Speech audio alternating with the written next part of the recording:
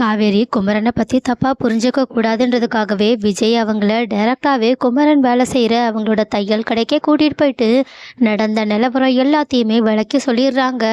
ஆனா அந்த நிலைமையில கூட குமரன் அதெல்லாம் தனக்கு ஒரு கஷ்டமும் கிடையாது, நான் இத கங்காவுக்காக தானே பண்றேன்னு சொல்லிட்டு ரொம்பவே அவங்க மேல காதலோட பேசிக்கிட்டு இருக்காங்க. அப்போ குமரன் இந்த மாதிரி தன்னோட அக்காவுக்காக இவ்வளோ வேலைகளை இவ்வளோ கஷ்டப்பட்டு பண்றாங்களேன்றத பார்த்து காவேரி கொஞ்ச நேரத்துல அழவே ஆரம்பிச்சிடுறாங்க.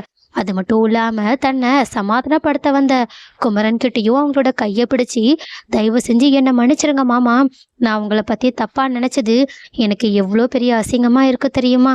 அது மட்டும் இல்லாம அப்பா உயிரோட இருக்கும்போது கூட உங்களை பத்தி சொல்றது எதையுமே என்னால புரிஞ்சுக்கவே முடியல. ஏன்னா நீங்க அவங்களோட பையனா பிறக்க வேண்டியவங்க, தெரியாம என் அக்காவோட பையனா பிறந்துட்டீங்கன்னு எல்லாத்துக்கும் மேல ஏதாவது ஒரு வேலை சொன்னா நான் கூட கேள்வி மேல கேள்வி கேட்பேனா.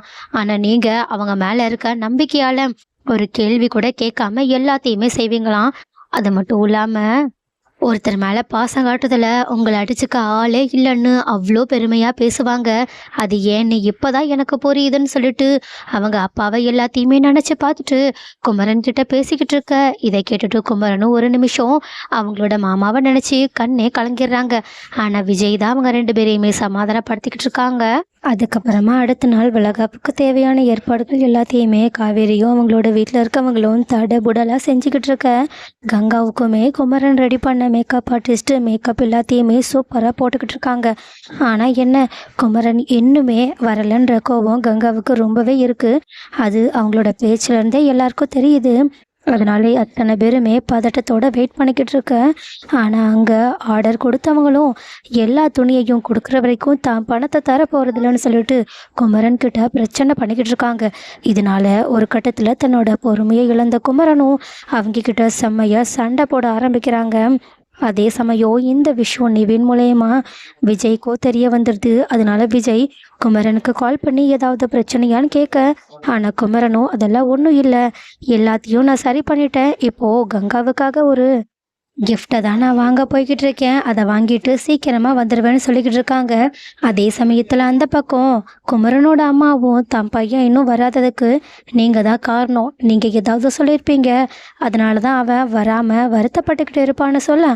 ஆனால் கங்காவும் குமரனை கொஞ்சம் அசிங்கப்படுத்துகிற மாதிரி கோவத்தில் பேசிடுறாங்க. இதை கேட்டுட்டு சாரதாவும் கங்காவை அமைதிப்படுத்திட்டு, இன்னும் கொஞ்ச நேரத்தில் தம்பி வந்துடும், யமுனா தம்பிக்கு எதுக்கும் கால் பண்ணுன்னு சொல்ல. உடனே யமுனாவும் குமரனுக்கு கால் பண்ணி கேட்டால் குமரன் இன்னும் 2 நிமிஷத்தில் இங்கே வந்துடுவேன்னு சொல்லிட்டு ஃபோனை கட் பண்ணிடுறாங்க. இந்த விஷயத்த யமுனா மூலயமா தெரிஞ்சுக்கிட்ட கங்காவும் இன்னுமே குமரன் மேலே செம்ம கோவத்தோடு இருக்காங்க. ஆனால் கொஞ்ச நேரத்துலேயே குமரன் அங்கே வந்ததுக்கு அப்புறமா வளகாப்பு எல்லாத்தையுமே ஸ்டார்ட் பண்ணலான்னு எல்லாருமே ஸ்டார்ட் பண்ண போனால் அங்கே குமரன் மேலே செம்ம வெறியோடு இருக்கிற கங்காவும் குமரன் தனக்கு மாலை போடுறத கூட விரும்பாமல் அவங்க போட வந்தப்போ கடுப்பில் அந்த மாலையை பிடுங்கி அவங்களே அவங்களுக்கு போட்டுக்கிறாங்க. அதே சமயத்தில் குமரனுக்கு அவங்க போட வேண்டிய மாலையையும் தூக்கியே எரிஞ்சிடுறாங்க. அதுவும் இது எல்லாத்தையுமே மேடையில் வச்சு கங்கா பண்ணுறதை பார்த்துட்டு அத்தனை பேருமே ஷாக்கில் உறைஞ்சி போய் நின்றுக்கிட்டு இருக்காங்க. அதே மாதிரி தான் குமரரும் ரொம்பவே வருத்தத்தோடு நின்றுக்கிட்டு இருக்காங்க. ஸோ கைஸ், குமரன் உண்மையை சொன்னதுக்கு அப்புறமா கங்கா தான் பண்ண தப்பை புரிஞ்சுக்கிட்டு குமரன் கிட்ட எந்த விதத்தில் மன்னிப்பு கேட்டால் நல்லா இருக்கும்னு நீங்கள் நினைக்கிறீங்க?